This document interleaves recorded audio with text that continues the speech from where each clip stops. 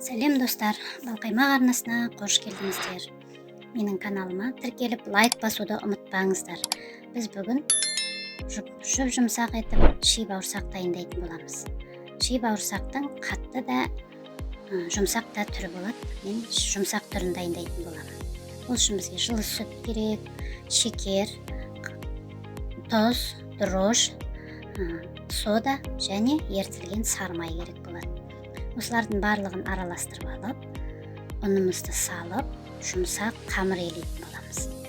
Қамырымызды дайын болғаннан кейін бетін осылай пищевой пленкамен жауып, жылы жерге 20 минутқа қоя тұрамыз.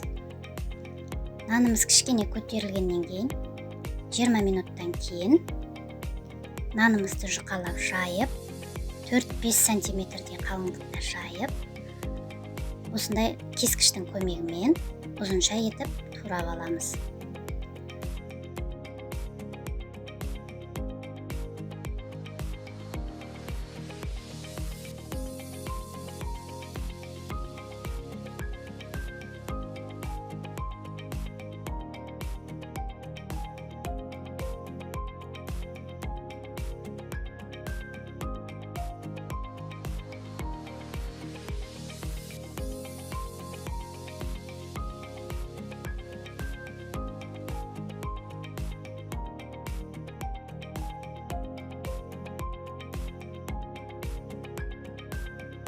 Турап алғаннан кейін қызып тұрған майымызға салып қуырып аламыз.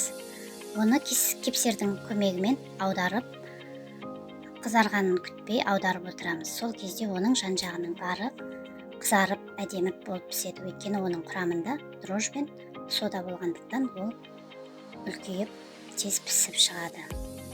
Міне осылайша біздің ши бауырсағымыз дайын болды.